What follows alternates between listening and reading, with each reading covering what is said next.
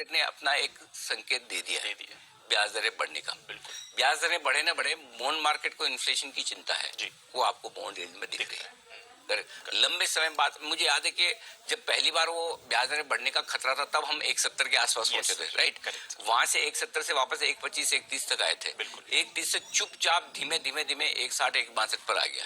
ठीक है, तो बॉन्ड यील्ड आपको संकेत दे रहा है कि बॉन्ड मार्केट को, जो कि मैं है ना इक्विटी मार्केट से ज्यादा समझदार मानता हूँ, बिल्कुल, वो मैच्योर है, ज्यादा डीप है, ज्यादा लिक्विड है, ज्यादा समझदार है, पहले रिएक्ट करते हैं। बिल्कुल, पहले रिएक्ट करते हैं। सो इसलिए बॉन्ड मार्केट ये संकेत दे रहा है कि भाई ये बढ़ती हुई ब्याज दरें ठीक नहीं है, सॉरी बढ़ती हुई महंगाई ठीक नहीं है दुनिया भर में। सो मुझे एक ही चिंता है दीप इस वक्त, एक घर पे बढ़ती हुई महंगाई का, एक मार्केट में बढ़ती हुई महंगाई का, दोनों आज पेट्रोल बढ़ा है, बुरा रोना आ गया, हिम्मत ही नहीं आती उधर जाने की। मतलब ऐसा हाल है, कभी कभी तो ऐसा मन करता है कि वो विंडो खोल के बिना एसी की गाड़ी चलाओ, कम से कम 20% एवरेज बढ़कर आएगा। बिल्कुल, और गर्मी भी ऐसी है, क्या करें।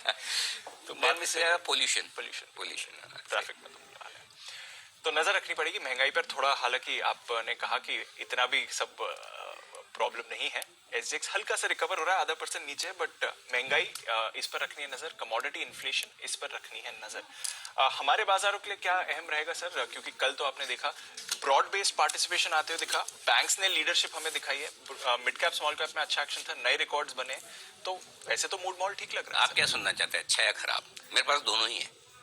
अच्छे से शुरुआत, अच्छी बात यह है कि ब्रॉड बेस्ड तेजी है, सारे इंडेक्स लाइफ हाई पर पहुंचे हैं। बिल्कुल ठीक है, और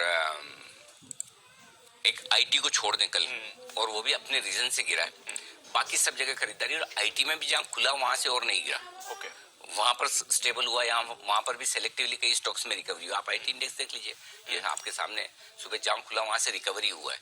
इसका मतलब क्लियर कट है दीप की डिप में खरीदारी है ना। बिल्कुल। एक दूसरी चीज ये कि अभी भी लिक्विडिटी के को लेकर बाजार में कोई समस्या नहीं है, पैसा आ रहा है, भले फंड्स का कम आ रहा हो तो लोकल ट्रेडर्स का आ रहा है, एचएनआई इन्वेस्टर्स का आ रहा है, पीएमएस का आ रहा है, ब्रोकर्स का आ रहा है। सो उस लिहाज से आप ठीक है, एकदम परफेक्ट है, ये तो बात हुई अच्छी, और उस हिसाब से ट्रेंड में कहीं कोई दूर दूर तक बदलाव के संकेत नहीं है, और ऐसे में हर गिरावट पे खरीदारी का जो अब तक का फॉर्मूला है वो एकदम परफेक्ट, एकदम सही है, ये अच्छी बात हुई। अब आइए नेगेटिव भी सुन लीजिए कि अगर ग्लोबली इन्फ्लेशन इतना बढ़ रहा है, महंगाई इतनी बढ़ रही है, उसकी वजह से कहीं करेक्ट होना है, तो हमेशा ऐसा हमेशा होता है जी कि जब बड़े करेक्शन की या रीजनेबल करेक्शन की शुरुआत होती है, उससे पहले मार्केट यूफोरिक होता है, अनाप शनाप तेजी वाला माहौल होता है कि हर चीज आपकी बढ़ेगी, और तब आप करेक्शन की उम्मीद नहीं करते हैं। वो बाजार की ताकत पर, बाजार के लेवल पर हमेशा बहुत भरोसा होता है, वो अभी भी है। लाइफ टाइम हाई सिर्फ सेंसेक्स निफ्टी ने नहीं बनाया, बैंक निफ्टी ने भी बनाया, मिड कैप ने भी बनाया, स्मॉल कैप ने भी बनाया, इंट्राडे में भी बनाया, क्लोजिंग बेसिस पर भी बनाया। सो वो एक्सुबरेंस, वो इसको हिंदी में क्या कहना चाहिए, अनाप शनाप तेजी का माहौल जी, वो हालांकि डेटा में उतना ज्यादा नहीं है, इसलिए आप बचे हुए भी हैं कि डेटा उतने नहीं है कि मतलब यूफोरिक हो रहे हो, लेकिन यही चीज है कि दोनों तरीके से आप देख सकते हैं इसको। मेरा पॉइंट सिंपल है कि किस तरीके से देखना चाहिए, ये जज करने वाला मैं कौन हूं, आप कौन है, हमें कैसे करना है। हमें एक ही तरीका आता है, और वो तरीका ये है कि एक किसी पर्टिकुलर लेवल के नीचे बाजार बंद होगा तो फिर तो हम सोचेंगे कि बाजार खराब है, और वो हो उससे पहले 3% की निफ्टी में हमेशा आप रिस्क लेके चलेंगे, यहां से हर किसी भी लेवल से, किसी 3% की रिस्क। आपकी ताकत ये होनी है कि 3% मतलब हो गया आपका 500-600 पॉइंट जी, 500-600 पॉइंट निफ्टी कभी भी सरक सकता है, कभी भी, वो बिना इंटीमेशन के, बिना इन्फॉर्मेशन के।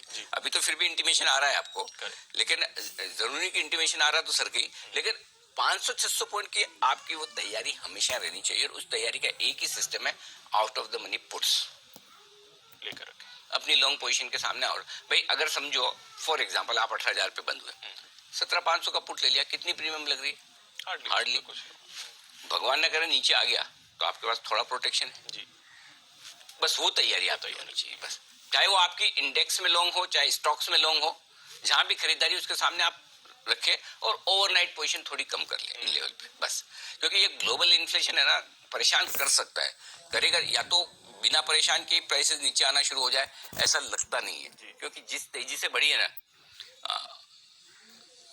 मार्केट में बड़ा करेक्शन नहीं आ रहा है तो उसका रीजन एक ही है दीप, बाजार धीरे धीरे बढ़ रहा है।